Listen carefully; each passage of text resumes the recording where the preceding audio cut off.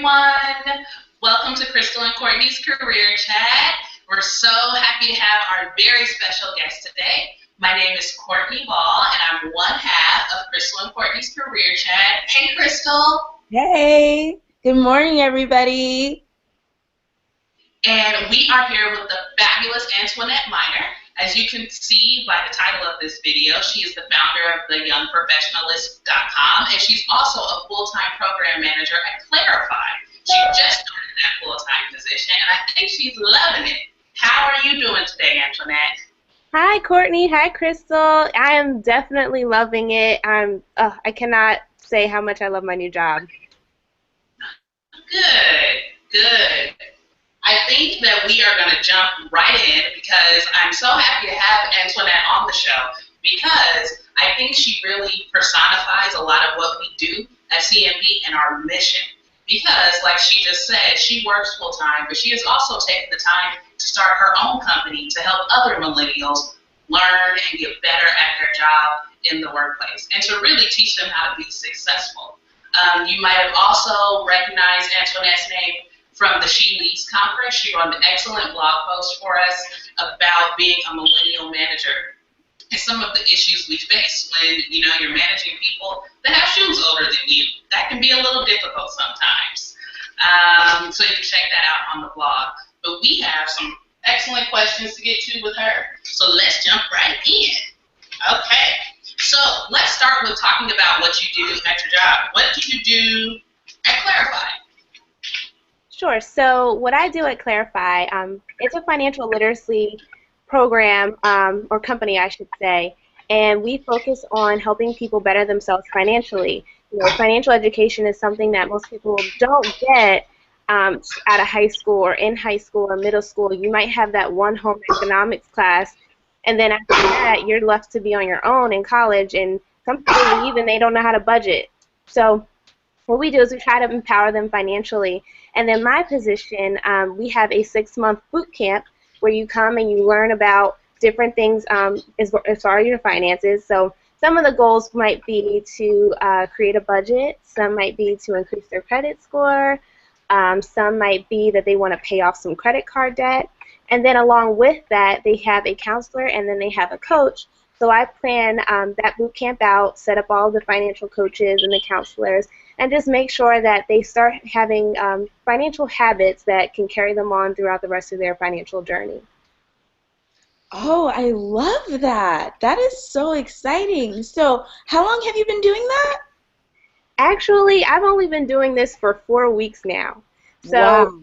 My background is in financial education, but I've only started working in the nonprofit world for the past 4 weeks with them. That's awesome. I think you're providing incredibly important tools. So definitely keep doing that. So what is your educational background? What did you study in school? So I studied actually public relations in school. I thought I was going to be Olivia Pope for real. Ain't nothing wrong with that. Right. So I went to school for communication with a focus in strategic and organizational communications. I don't know why they make degrees so long. Essentially, it's just public relations, and I studied at Temple University for my bachelor's, and then I have my master's degree from Drexel University in communications as well. Oh, okay. That's so cool. I studied accounting, so when you were like, I do financial literacy, I was like, she studied accounting. So that's great that you have intertwined your background into such an important path. I think that's so important. Well, praises to you on being an accountant because I can communicate, but I can't count, so. Girl, that's what Excel is for. Right, exactly. Yes. Okay. So you've been working since you were a teenager. What are some of the challenges you faced as a millennial woman of color in the workplace? Diversity is often an issue. We're still young and growing. It could be rough sometimes. What are some of the things that you've struggled with? You know what's interesting about this question is I faced it. My previous background, I came from the credit union world, so I've been inside of the branches dealing with customers or members, and then I've been in the back office portion of it as well. And I feel that the funny part about it is sometimes I would get more I would be judged more so on the customer end rather than from my coworkers. So for example, like you said, I've been working since I was a teenager, and I came straight into the world right out of high school, and then worked my way through college. And I would have people who specifically would say, I don't want to sit down with you because you don't know what you're doing because you're only young. You don't know what an IRA is. There's no clue. Well, they've taught me how to do this. I have some education around this, and I can tell you what you need to do with your finances. Being a woman of color, when I got into the sales side of it, I worked in an area called Bucks County, Pennsylvania, where it's mostly white corporate America, and depending on what face you put in there, they react to you differently. So I've really seen it more so on the customer end rather than the professional end, and it's just so sad because I've worked for great companies that really had faith in me, regardless of my race, regardless of my age. But you deal with everybody that just doesn't have the great mindset. You know what I mean? Yeah, and I think it's so great that you've managed to surround yourself with more positive people and say, you know what, I do have the talent, I do have the experience, and I'm going to work with people who accept that and respect my knowledge. Right. And I'm sorry to derail it and make it less serious, but, I mean, even looking at you right now, life don't crack. You know what I mean? That is something, I think that your experience, while it is sucky, I don't think that it's unique to Black women. I've had people at my job tell me, I have no idea how old you are. That's fine. I know I'm a lot younger than you. You don't need to know how much younger. Right, and you know what? It's a blessing and a curse. The women in my family, we don't age. And seriously, I put my hair up in a ponytail on a Saturday, I look like I'm 16. Actually, here's something really fun. When people would knock on my door, and I didn't want to be bothered or anything, I would say, my parents aren't home, and it would work every time. So, yes, people will look at you, and, when I do go to work, I do have to, put a little bit of makeup on, dress up, so I look at least like I can work there. And that's so funny because I work at schools, and half the time people think I'm a student. I've been asked for a hall pass like a million times, so I feel it. Okay. Sorry, kind of along those lines, you talk about some of the issues you face being a younger person in your office. Can you talk about some ways that you frame that? Sure. So, being younger in the office, it has its downsides and it has its good sides. You definitely have a lot to contribute because, you have a fresh perspective on things. You ever have a paper and you've looked at it for hours and hours and hours, so until that one person comes to review it with you, you're like, oh, I never thought of it that way, just because they looked at it. So that's one side of it, but the downside is that people think that you don't know anything. And then the one way that I feel like I have been able to really get over that hurdle is just to prove myself. If I prove myself, I can get this report in on time, I can contribute just like everyone else can contribute, give my ideas, make sure I show up to work on time, show them that I'm serious about it, then it really won't have people talking about how young I am because they know that I can do my work. Well, I think what I'm hearing you say also is, with the experience, you just got to walk the walk. You have to believe in your confidence and your abilities and just do it. Oh, yeah. Because I feel like some of the stress around being younger in the workplace or being different than your colleagues, we kind of make it up in our head. You know what I mean? We build it up and we build it up. And it's with time, like you said, that you gain that experience, you put in that hard work, and you prove yourself to your colleagues. Exactly. Okay, so next question. How can an entry-level millennial show that they're ready for the next step? That is a really good question. The way that I think you can show that you're ready for the next step is to take on tasks that aren't necessarily attached to your description. So obviously make sure that your work is done and that you've done it right and that you're on track, but maybe ask your manager, hey, I was thinking about helping out with this project, what can I do? Or maybe you want to go to a different department and say, I want to find out more about what you do in this department. I think one of the biggest things that I take pride in is that I try to learn everybody's job. Me too. Learn everybody's job, because at the end of the day, that makes you irreplaceable. Or if you do leave, it makes it hard to replace you. And then it shows them that you're serious about it. So if you just don't wait for somebody to come to you and say, hey, what do you think about doing this project? Or what do you think about moving up to the next position? Make sure it's known that you're ready for it. And once they see that and they see the initiative and the fire behind your eyes, then it plants the seed. And when it's your time, it's your time. That's it. Mhm. I absolutely agree with that, especially the learning everyone's job. It is so valuable when you have a grand understanding of your business and the company that you work for. It's truly invaluable, and enough people aren't doing that. So that's a very key tip to drop for millennials. So thank you. So we've all kind of been in managerial positions. We've seen bad leaders. We've seen good leaders. What would you say is your manager pet peeve? Oh, there's many of them.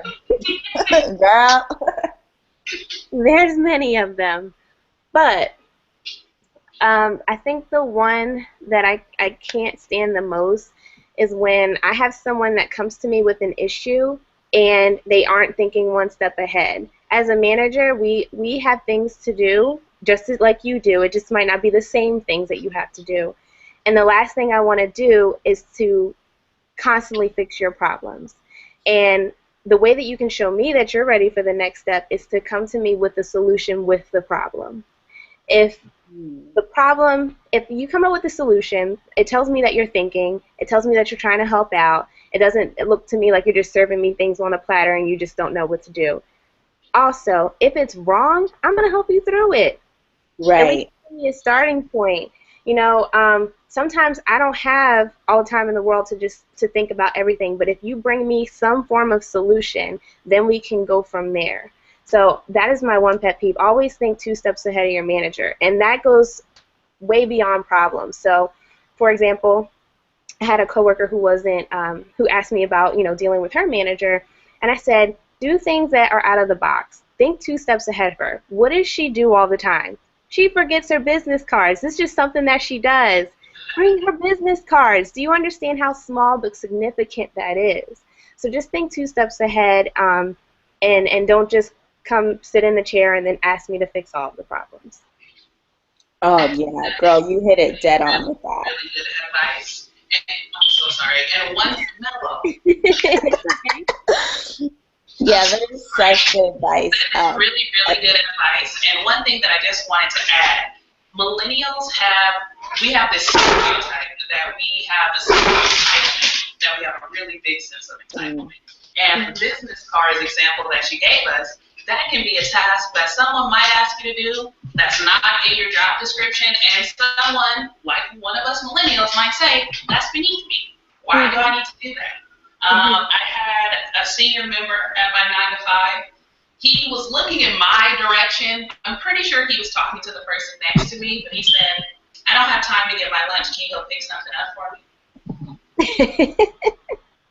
Right. That is not a human resources function. However, it was raining outside. He is a very senior member of my company. I swallowed my pride. I looked at my coworker and I was like, do you want me to walk with you? Right. But I mean, I say that in a joking way, but we do have to humble ourselves and do those things, because that small, I know that you forget your business cards. Let me be thoughtful. Let me be considerate. Let me think those 2 steps ahead for you. Even though it's something really small, not having your business cards can lead to a missed business opportunity. So I think that's great advice, and I just wanted to say that because I think that's something that's undervalued in our generation. Just being able to swallow your pride and do the really basic steps. And let me go back to that point too. Yeah. You have said, so here's another big one that I think millennials should really consider.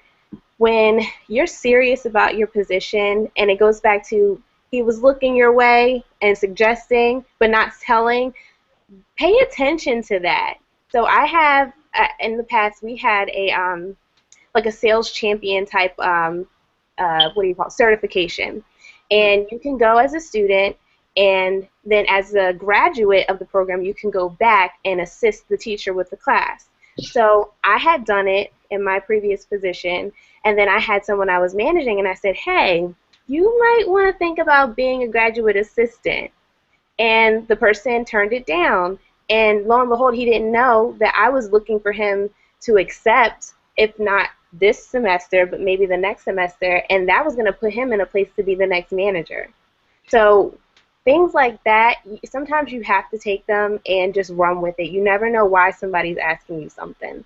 Mm-hmm. Even though I don't think I'm a prideful person, but I don't like when people ask me to do things else that has nothing to do with my job, but I say yes to everything at work. And it's exactly like you said. I want to be thinking outside of the box. I want my peers to know that even though I'm not a research analyst, I can tell you what we're talking about in Zimbabwe. I know a little bit about that because that makes me better at my job.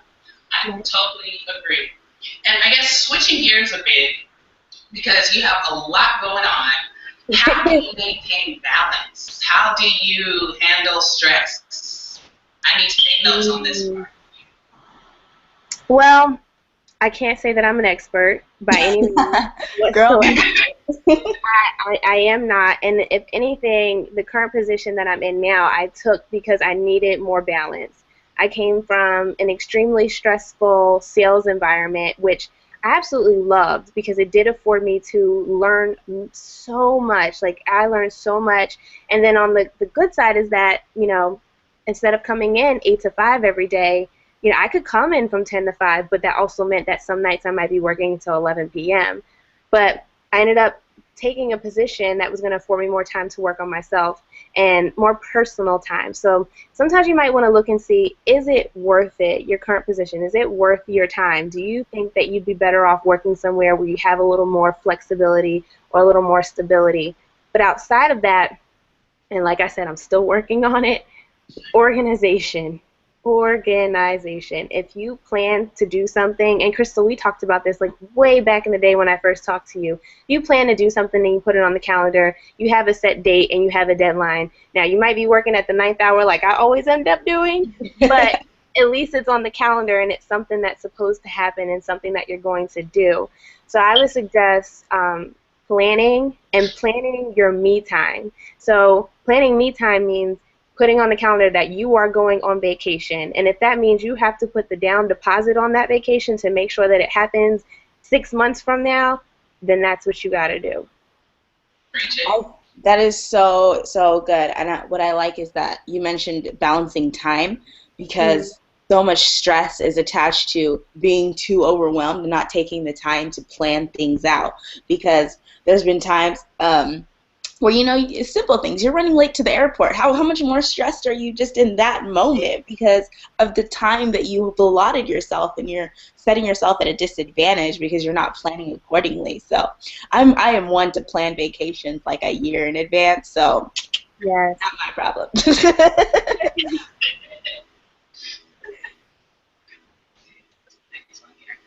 Hold on. My dog likes to make special guest appearances on TV involving TMB. I know you have a pup too, Antoinette. Where's your baby?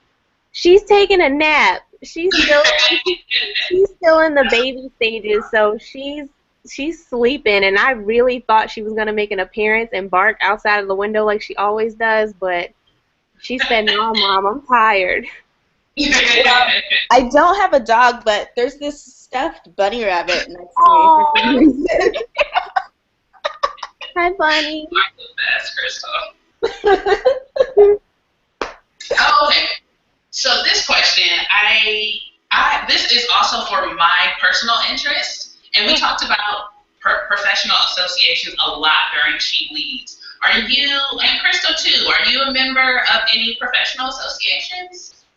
Yes, and since I had my transition, I definitely need to get back into the organizations, because this is one tip that I love. The Chamber of Commerce is one that I love. I love going to Chamber of Commerce events. One, because you can go to the general events for your business. So, you know, I was in sales, so I had to talk to many different types of people, and it's just a good way to meet a lot of people, plus learn something. So they might have a seminar on how to use LinkedIn, or they might have a seminar on joining nonprofits. And then there's some that are better than others, but in Philadelphia we have at least 3 just for Philadelphia, so like Center City and then the Northeast. And then if you want to go out into the suburbs, you have the Lower Bucks County, Montgomery County chambers. It's all really nice. And then your chamber usually has a young professionals network, which I love, because I feel like this is the place where you can make those connections, not just for business, but for professional purposes, personal business. So you can meet really great business-like friends like you at a young professionals network. The one in Philadelphia is really cool because they all have like CEOs of different companies come in and give a talk about what they do and how they started their business, or what you would want to do to get into that industry. So it's really cool. And the good thing is, if your company is already a member of the chamber, just ask them, hey, can I go to the events? Because usually you can as an employee. And then they just might have to pay an extra $25 to $50 to let you be a YPN member. So just ask them. And if they don't, then just say, okay, can you send me a check so I can? And then some chambers don't even have a YPN network, which would be a beautiful opportunity for you to start it yourself. I also love the Levo League. I was calling it the Levo League for the longest time, but it's the Levo League. They're a really nice, great professional organization just for millennials as well. So it's the type of place where you can just go, have a glass of wine, and talk about anything you wish to talk about. Now, I think I'm a part of their online community. Yep. Mm-hmm. Is it the same thing? Yes, it's the same thing. And then they have local chapters. I don't know if they have one in every city just yet, but definitely research it, and they'll have like happy hours and things like that for you to do. Yeah, I'm actually a part of their online community as well. I didn't realize they had live meetings, and I was trying to remember how we even found out about them, actually. I know. Their online stuff. It's really, really cool, relevant, timely. They're great. Right. Are you in any professional associations? Or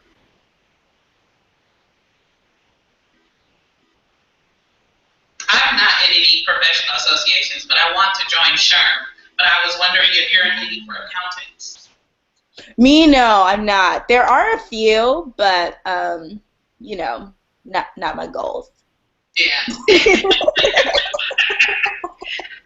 Professional associations are great for all the reasons Antoinette mentioned, and a lot of the times, and I hope you caught that when she mentioned it, your job will pay for you to do these things. They'll pay for your membership fee. So find one in your area, because it's a great place to network, great place to find professional development and training opportunities, and again, ask your company to pay for it, because it's definitely beneficial to your job, and it makes your company look good, especially if you get involved in one of the young professional divisions. That's really, really cool.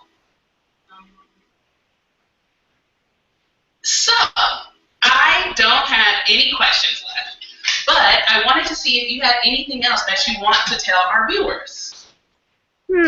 That's a good question. I think it just goes back to confidence. If you're not confident in what you do, people will smell it. It's like smelling the pizza in the cafeteria that somebody has, and that pizza either smells. I know I'm the weirdest with analogies.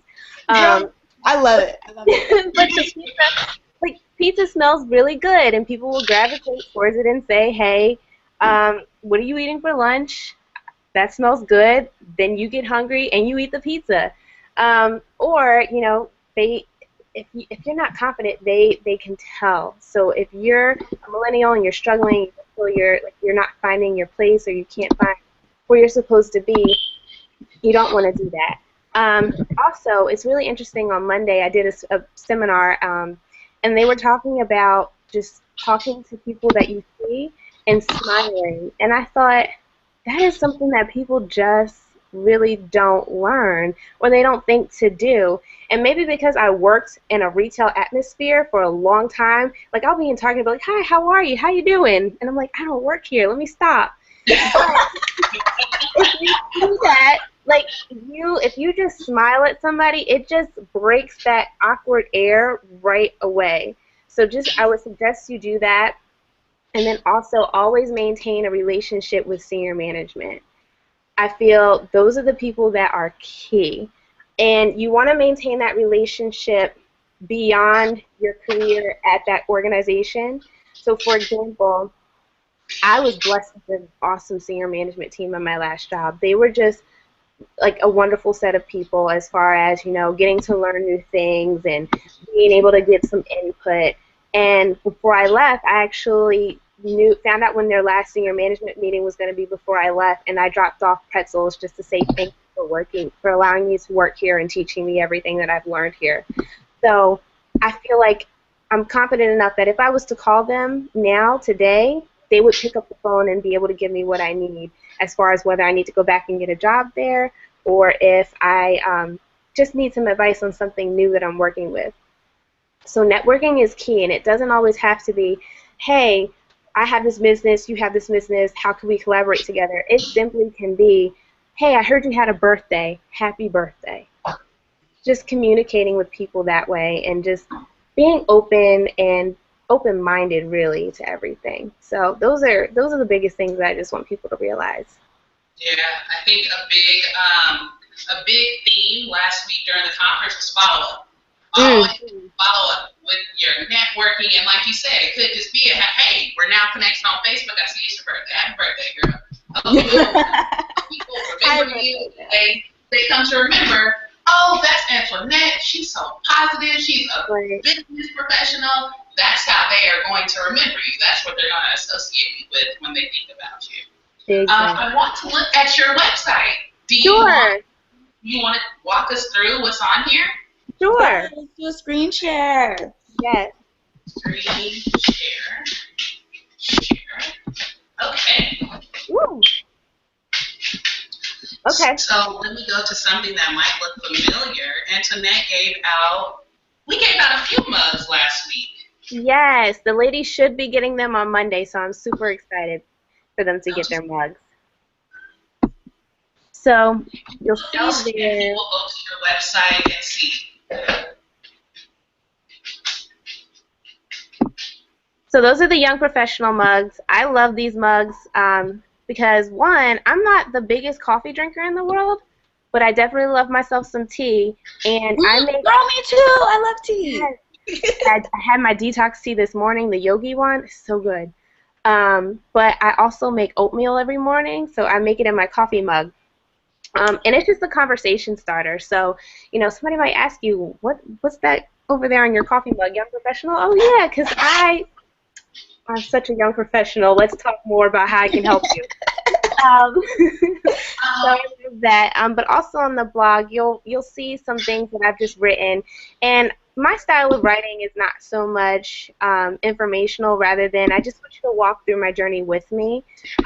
So you'll see that I wrote about my trip to New Orleans and how I advise everybody to take part in Mardi Gras. If you really need to know how to take a break from work, go to Mardi Gras. It's the best thing ever. I need to put that on my list. So I'm glad you said that. So I'm going to take that. Courtney, let's go to Mardi Gras. I do want to go to Mardi Gras. I thought I was going to be like, oh, this is too much. No. All my worries went out the window. But yeah, you'll see things like that, or stuff that I just come across walking to work, things like that. You said that the mug is a good conversation starter. So I use mine at work. It stays at my office. I used it for 2 days, and then I worked from home one day, and I came back on Monday, and someone had used my mug. So you are right. People love that mug. But my thing was, I saw lipstick on it, and I know that was not a young professional that used it, but that's a whole other story. Thank you so much for being a wonderful guest. No problem. I was really excited that you were such a wonderful guest. Oh, wait, hold on 1 second. Somebody made an appearance. We get to see the puppy, the cute baby. Hi. Say hi, Miss. Oh, she's so cute. That is a really cute puppy. This is Macy. She's only 7 months old, and she's really sleepy. You say hi? Don't you love having a dog? I do. Yeah. They're like, they just listen to your problems. They do what you ask them to do most times. Can we talk about how when I just asked you, don't you love having the dog, Krystal said yes. Krystal, you do too.